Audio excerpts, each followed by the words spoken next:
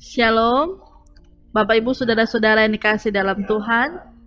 Hari ini kita ada di hari yang ke-104 dalam gerakan membaca Alkitab. Dan sebelumnya itu, mari Bapak Ibu Saudara-saudara kita berdoa. Ya Allah Bapa di surga, kami menikmati setiap sukacita dan kegembiraan yang telah Engkau anugerahkan dalam kehidupan kami. Dan kami bersyukur pula ketika Engkau menganugerahkan kehidupan kepada kami boleh ada di hari yang ke-104 di saat ini. Dan kami bermohon ya Tuhan dalam tuntunan-Mu dalam kehidupan kami akan membaca firman-Mu bersama di saat ini. Tuntunlah kami semua supaya firman-Mu tidak berlalu begitu saja, tetapi lewat perkataan, perbuatan kami akan turut senantiasa mencerminkan apa yang menjadi kata firman-Mu untuk kami lakukan dalam kehidupan ini. Inilah doa kami ya Tuhan, di dalam nama Tuhan Yesus kami berdoa. Amin. Bapak Ibu Saudara-saudara, di hari yang ke-104 ini kita akan membaca dalam 1 Raja-Raja pasal yang ke-6 sampai 1 Raja-Raja pasal yang ke-7. Dan terjadilah pada tahun ke-480 sesudah orang Israel keluar dari tanah Mesir. Pada tahun ke-4 sesudah Salomo menjadi raja atas Israel dalam bulan Sis, yakni bulan yang kedua, maka Salomo mulai mendirikan rumah bagi Tuhan. Rumah yang didirikan Raja Salomo bagi Tuhan itu 60 hasta panjangnya dan 20 hasta lebarnya dan 30 hasta tingginya. Balai di sebelah depan ruang besar rumah itu 20 hasta panjangnya menurut lebar rumah itu dan 10 hasta lebarnya ke sebelah depan rumah itu. Dibuatnya juga pada rumah itu jendela-jendela yang rapat bidainya. Pada dinding rumah itu sekelilingnya didirikannya kamar tambahan, sekeliling ruang besar dan ruang belakang, dan seluruhnya dibuatnya bertingkat-tingkat. Tingkat bawah 5 hasta lebarnya, yang tengah 6 hasta, dan yang ketiga 7 hasta, sebab telah dibuatnya ceruk-ceruk pada rumah itu sekeliling sebelah luar, sehingga dinding rumah itu tidak usah dilobangi. Pada waktu rumah itu didirikan, dipakailah batu-batu yang telah disiapkan di penggalian, sehingga tidak kedengaran palu atau kapak atau sesuatu perkakas besi pun selama pembangunan rumah itu. Pintu tingkat bawah ada pada lambung kanan rumah itu, dan orang naik dengan tangga-tangga pilin ke tingkat tengah dan dari tingkat tengah ke tingkat yang ketiga. Setelah ia selesai mendirikan rumah itu, dibuatnyalah langit-langit rumah itu dari bingkai dan pemapan dari kayu aras. Dan setelah ia mendirikan kamar tambahan itu pada rumah itu sekeliling, yakni setiap tingkat 5 hasta tingginya, maka rumah itu ditutupinya dengan kayu aras. Kemudian datanglah firman Tuhan kepada Salomo demikian: mengenai rumah yang sedang kau dirikan ini, jika engkau hidup menurut segala ketetapanku dan melakukan segala peraturanku dan tetap mengikuti segala perintahku dan tidak menyimpang daripadanya, maka aku akan menepati janjiku kepadamu yang telah kufirmankan kepada Daud ayahmu, yakni bahwa aku akan diam di tengah-tengah orang Israel dan tidak hendak meninggalkan umatku Israel. Setelah Salomo selesai mendirikan rumah itu, ia melapisi dinding rumah itu dari dalam dengan papan kayu aras. Dari lantai sampai ke balok langit-langit dilapisinya dengan kayu aras, tetapi lantai rumah itu dilapisinya dengan papan kayu sanobar. Kemudian disekatnyalah 20 hasta bagian belakang rumah itu dengan papan kayu aras, dari lantai sampai ke balok-balok. Lalu dibuatnyalah ruang itu menjadi ruang belakang, menjadi tempat maha kudus. Dan 40 hasta panjangnya ruang yang di depan ruang belakang itu, yakni ruang besar. Kayu aras sebelah dalam rumah itu berukirkan buah labu dan bunga mengembang. Semuanya ditutupi kayu aras, tidak ada batu kelihatan. Demikianlah dilengkapinya ruang belakang di dalam rumah itu, di sebelah dalam sekali, supaya di sana ditaruh tabut perjanjian Tuhan. Ruang belakang itu 20 hasta panjangnya dan 20 hasta lebarnya dan 20 hasta tingginya. Ia melapisinya dengan emas kertas, lalu ia membuat mezbah dari kayu aras di depannya. Sesudah Salomo melapisi rumah itu dari dalam dengan emas kertas, diretangkannya lah tabir pada rantai-rantai emas yang di depan ruang belakang itu. Lalu ruang itu dilapisinya dengan emas. Seluruh rumah itu dilapisinya dengan emas, ya rumah itu seluruhnya. Juga seluruh mezbah yang di depan ruang belakang itu dilapisinya dengan emas. Selanjutnya di dalam ruang belakang itu dibuatnya 2 kerup dari kayu minyak, masing-masing 10 hasta tingginya. Sayap yang satu dari kerup itu 5 hasta panjangnya, dan sayap yang lain juga 5 hasta, sehingga dari ujung sayap yang satu sampai ke ujung sayap yang lain 10 hasta panjangnya. Juga kerup yang kedua adalah 10 hasta panjangnya, dan kedua kerup itu sama ukuran dan sama potongan badannya. Tinggi kerup yang satu 10 hasta, dan demikian juga kerup yang kedua. Maka ditaruhnyalah kerup-kerup itu di tengah-tengah ruang yang di sebelah dalam sekali. Kerup-kerup itu mengembangkan sayapnya, sehingga kerup yang satu menyentuh dinding dengan sayapnya, dan kerup yang kedua menyentuh dinding yang lain. Sedang sayap-sayap yang arah ke tengah rumah itu bersentuhan ujungnya. Dan kerup-kerup itu dilapisinya dengan emas. Dan pada segala dinding rumah itu berkeliling ia mengukir gambar kerup, pohon korma dan bunga mengembang baik di ruang sebelah dalam maupun di ruang sebelah luar. Juga lantai rumah itu dilapisinya dengan emas, baik di ruang sebelah dalam maupun di ruang sebelah luar. Sebagai pintu masuk ke ruang belakang dibuatnyalah pintu dari kayu minyak. Ambang dan tiangnya merupakan segi 5. Pada kedua daun pintu yang dari kayu minyak itu ia mengukir gambar kerup, pohon korma dan bunga mengembang, kemudian dilapisinya dengan emas. Juga pada kerup dan pada pohon korma itu disalutkannya emas. Demikian juga untuk pintu masuk ke ruang besar itu dibuatnya tiang-tiang dari kayu minyak yang merupakan segi 4. Dan 2 pintu dari kayu sanobar, kedua papan itu dari pintu yang satu dapat dilipat, dan demikian juga kedua papan pintu yang lain. Lalu diukirnyalah padanya kerup, pohon korma dan bunga mengembang, kemudian dilapisinya pintu itu dengan emas, pipi pada gambar ukiran itu. Ia mendirikan tembok pelataran dalam dari 3 jajar batu pahat dan dari 1 jajar balok kayu aras. Dalam 1 tahun yang keempat, dalam bulan Sir, diletakkanlah dasar rumah Tuhan. Dan dalam tahun yang ke-11, dalam bulan Bul, yaitu bulan ke-8, selesailah rumah itu dengan segala bagian-bagiannya dan sesuai dengan segala rancangannya. Jadi 7 tahun lamanya ia mendirikan rumah itu. Salomo mendirikan istananya sampai 13 tahun lamanya, barulah selesai seluruh istananya itu. Ia mendirikan gedung hutan Libanon 100 hasta panjangnya dan 50 hasta lebarnya dan 30 hasta tingginya, disangga oleh 3 jajar tiang kayu aras dengan ganja kayu aras di atas tiang itu. Gedung itu ditutup dari atas dengan langit-langit kayu aras, di atas balok-balok melintang yang disangga oleh tiang-tiang itu, 45 jumlahnya, yakni 15 sejajar. Ada pula 3 jajar jendela berbidai, jendela berhadapan dengan jendela 3 kali. Dan semua pintu dan jendela segi 4 bangunannya, jendela berhadapan dengan jendela 3 kali.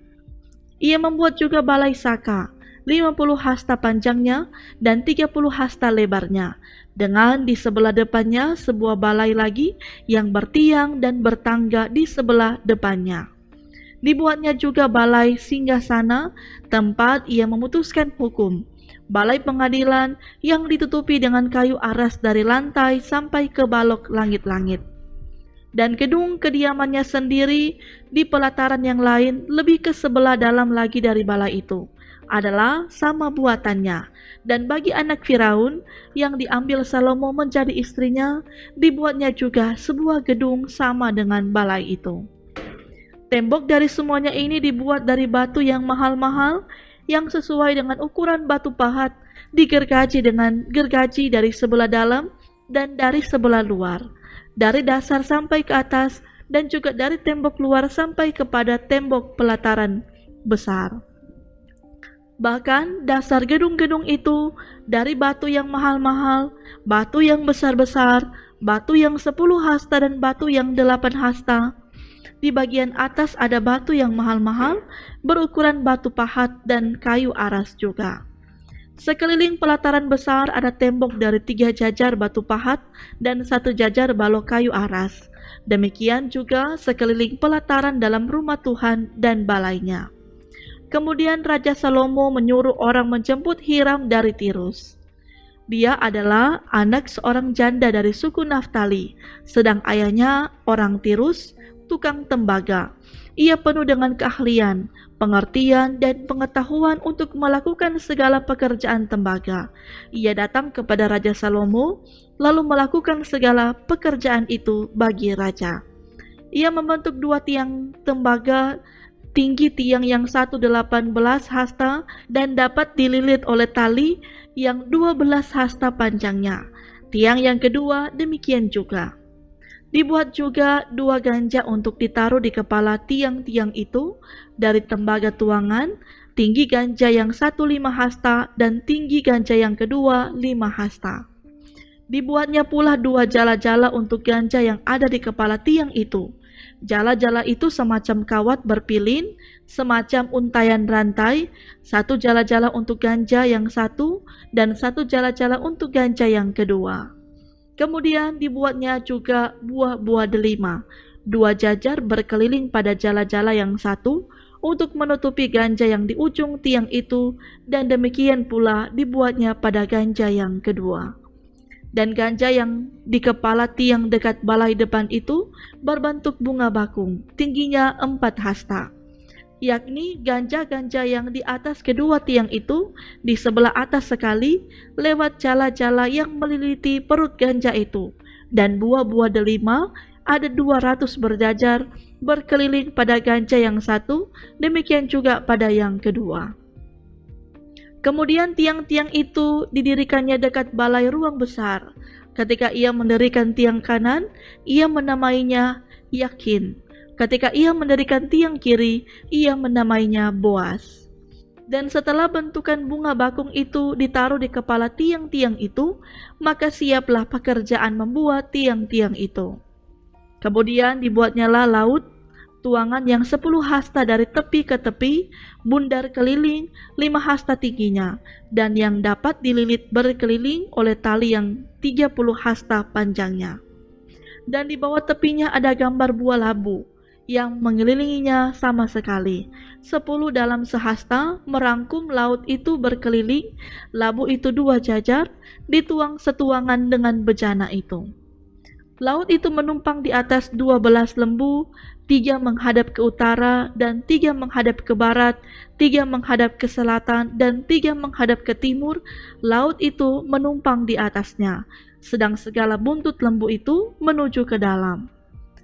Tebal laut itu setapak tangan dan tepinya serupa tepi piala, seperti bunga bakung yang berkembang. Laut itu dapat memuat 2000 bat air. Selanjutnya dibuatnya 10 kereta penumpang dari tembaga, 1 kereta 4 hasta panjangnya, 4 hasta lebarnya, dan 3 hasta tingginya.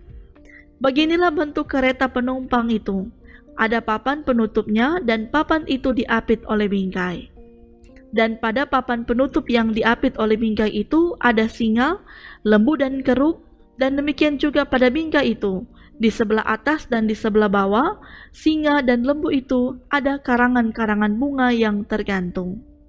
Pada 1 kereta penumpang ada 4 roda, tembaga dengan poros tembaga, dan pada keempat penjurunya ada sangga untuk menyangga bejana pembasuhan.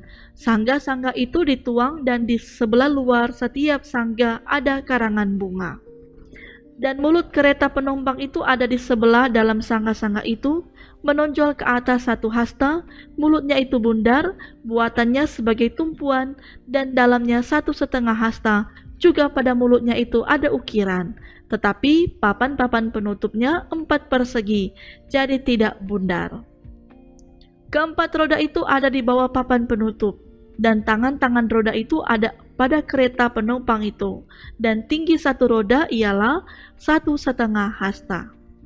Dan buatan roda itu seperti buatan roda kereta, tetapi tangan-tangannya, lingkarnya, jari-jarinya dan napnya, semuanya tuangan. Keempat sangga pada keempat sudut setiap kereta penumpang adalah seiras dengan kereta itu. Dan di sebelah atas kereta penumpang itu ada leher bundar berkeliling, 1/2 hasta tingginya. Di sebelah atas kereta itu ada pula topang-topang dan papan penutup yang seiras dengan dia. Maka pada muka topang-topangnya itu dan pada papan-papan penutupnya diukirnyalah kerub, singa dan pohon korma, masing-masing menurut tempat yang ada, dan karangan bunga sekeliling. Demikianlah itu dikerjakan ke-10 kereta penopang itu. Tuangnya sama, ukurannya sama, dan potongannya sama semuanya. Lagi pula dibuatnya 10 bejana pembasuhan dari tembaga. Setiap bejana dapat memuat 40 bat air, setiap bejana 4 hasta besarnya, dan ada 1 bejana di atas setiap kereta dari ke-10 kereta penopang itu. 5 kereta penopang ditaruhnya pada sisi kanan rumah itu dan 5 pada sisi kirinya, tetapi laut itu ditaruhnya pada sisi kanan rumah itu arah tenggara.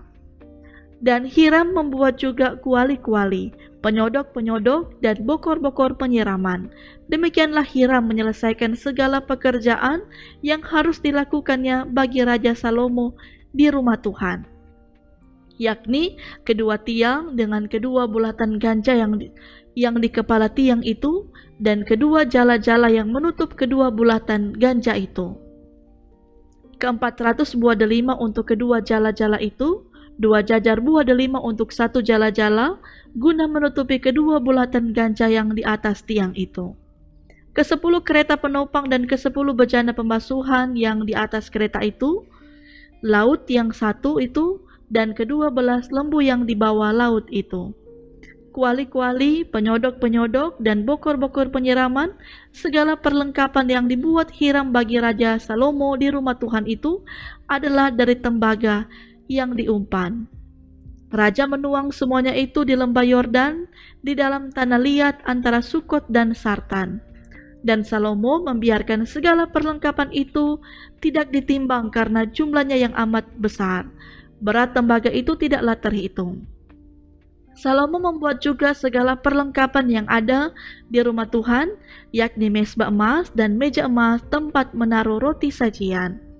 Kandil-kandil dari emas murni, 5 di sebelah kanan dan 5 di sebelah kiri di depan ruang belakang. Kembang-kembangnya, lampu-lampunya, dan sepit-sepitnya dari emas.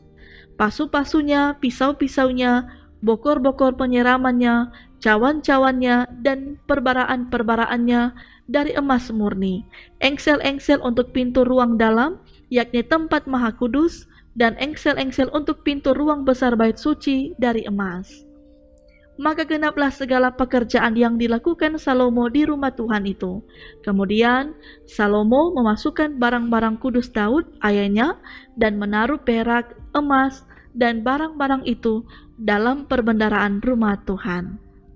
Demikianlah Bapak Ibu Saudara-saudara untuk bacaan firman Tuhan kita di saat ini, dan mari kita berdoa. Terima kasih ya Bapa di surga, Engkau telah menuntun kami semua dengan tuntunan Roh Kudus-Mu sehingga kami boleh membaca firman-Mu dengan baik dan benar.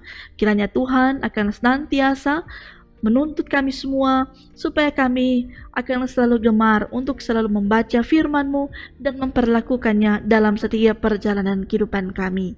Ya Allah Bapa di surga, terima kasih ketika kami yang selalu setia mengikuti gerakan membaca Alkitab ini, Tuhan sekiranya terus memberkati kehidupan kami. Berkatilah kami semua yang selalu setia mengikuti gerakan membaca Alkitab ini, memberkati pribadi kami, keluarga kami, dalam segala harapan kerinduan kami, terlebih dengan berbagai tanggung jawab yang sementara kami lakukan di sepanjang kehidupan kami. Biarlah Tuhan terus menganugerahkan hikmat, kearifan, kebijaksanaan lewat pekerjaan usaha pendidikan kami. Biarlah semuanya diberkati oleh Tuhan, disertai oleh Tuhan, dan kami yakin percaya segala hal apapun yang menjadi kerinduan, semuanya ada dalam rancangannya Tuhan. Tuhan akan terus menganugerahkan kami berkat-berkat terindah yang terus kami nikmati dalam kehidupan ini. Bapa di sorga, kami pula bermohon, Tuhan senantiasa berkati kehidupan kami, baik kehidupan kami di sepanjang hari ini, semuanya itu kami serahkan ke dalam tangan-Mu yang penuh kasih. Inilah doa kami, di dalam nama Tuhan Yesus kami berdoa. Amin. Demikianlah Bapak Ibu Saudara-saudara, kita sudah mengikuti gerakan membaca Alkitab, dan mari giatlah selalu untuk selalu hidup melakukan kebenaran firman Tuhan. Shalom, damai di hati.